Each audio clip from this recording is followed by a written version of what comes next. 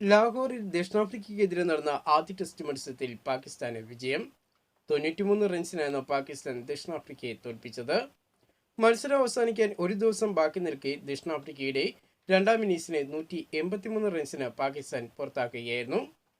ദക്ഷിണാഫ്രിക്കയ്ക്കെതിരെയുള്ള ആദ്യ ടെസ്റ്റിൽ തന്നെ വിജയം നേടിയതോടെ പാകിസ്ഥാൻ ICCയുടെ ലോക ടെസ്റ്റ് ചാമ്പ്യൻഷിപ്പ് പട്ടികയിൽ വൻ നേട്ടം ഉണ്ടാക്കിയിരിക്കുകയാണ്. ഇന്ത്യയെ മറികടന്നുകൊണ്ട് പാകിസ്ഥാൻ മുൻപന്തിയിൽ എത്തിയിരിക്കുകയാണ്.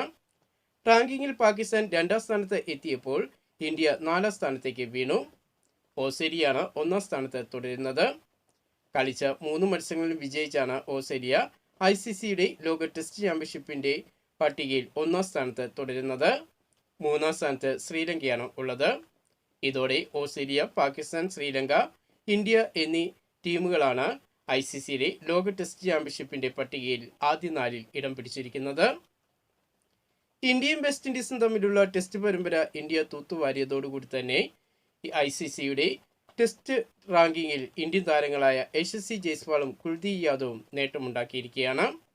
ബാറ്റർമാരുടെ റാങ്കിങ്ങിൽ ഇന്ത്യൻ യുവതാരമായ ഓപ്പണറും കൂടിയായ യശസ്വി ജയ്സ്വാൾ 2 സ്ഥാനങ്ങൾ മെച്ചപ്പെടുത്തി റാങ്കിങ്ങിൽ 5ാം സ്ഥാനത്ത് എത്തിയിരിക്കുകയാണ്. ഇന്ത്യൻ സ്പിന്നറായ കുൽദീപ് യാദവ് ബൗളർമാരുടെ റാങ്കിങ്ങിൽ 7 സ്ഥാനങ്ങൾ മെച്ചപ്പെടുത്തി റാങ്കിങ്ങിൽ കരിയറിൽ ആദ്യമായിട്ട് 14ാം സ്ഥാനത്ത് എത്തിയിരിക്കുകയാണ്.